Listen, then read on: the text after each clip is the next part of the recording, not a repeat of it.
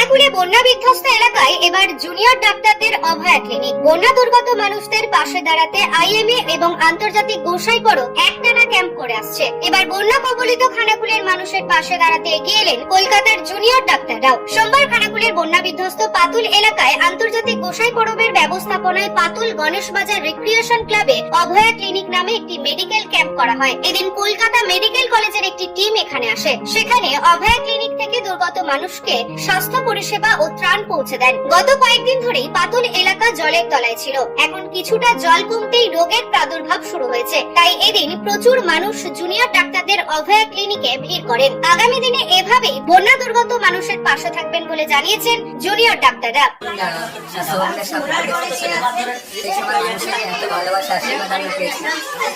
সময় এসেছে সেটা আমরা তাদেরকে ফিরিয়ে দিতে হবে।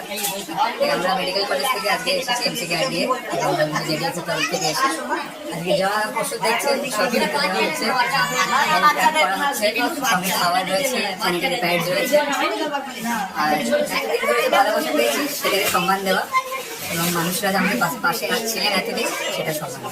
জুনিয়র ডাক্তারদের সহযোগিতায় খুশি পাতুল গণেশ বাজার রিক্রিয়েশন ক্লাবের সম্পাদক ডক্টর শেখ মইদুল ইসলাম এবং এভাবেই মানুষের পাশে থাকার আশ্বাস দিয়েছেন তিনি। কলকাতা মেডিকেল কলেজের জুনিয়র ডাক্তারবাবুদের উদ্যোগে এবং আন্তর্জাতিক গোসাইপাড়া ও আইএমএ আরামবাগ শাখার সহযোগিতায় আমরা পাতুল গণেশ বাজার রিক্রিয়েশন ক্লাবে আজকে বন্যা দুর্গত মানুষদের স্বাস্থ্য পরিষেবা দেওয়ার জন্য একটি স্বাস্থ্য শিবিরের আয়োজন করেছি এবং অবশ্যই আজকে আমাদের অভয়া ক্লিনিক নাম দিয়েই এটা চলছে এবং আমরা আজকে আমাদের যে কর্মসূচি চলছে এটা আমাদের 3 নম্বর দিন।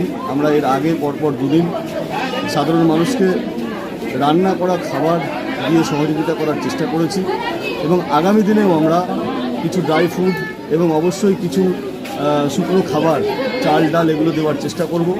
আর আমরা অসংখ্য ধন্যবাদ জানাই আন্তর্জাতিক গোসাইপাড়াকে। আমি আন্তর্জাতিক গোসাইপাড়াদের একজন সদস্য, যে তারা বিভিন্নভাবে আমাদের এই গ্রামের মানুষদেরকে সহযোগিতা করছে, কখনো আইএমএর সহযোগিতা নিয়ে, কখনো বা কলকাতা মেডিকেল কলেজের সদস্যদের সহযোগিতা নিয়ে, এবং এইভাবেই আমাদের পাশে তারা থাকবে, আগামী দিনে তারা সাহায্য করবে এই আশা রাখছি। অন্যদিকে কলকাতার জুনিয়র ডাক্তারদের এই সহযোগিতা পেয়ে খুশি চিকিৎসা করাতে আসা মানুষেরাও। পাতুল গ্রামে বন্যায় 5 দিন কাল আটকে ছিলাম, খাবারতে নালায়ক ছিলাম।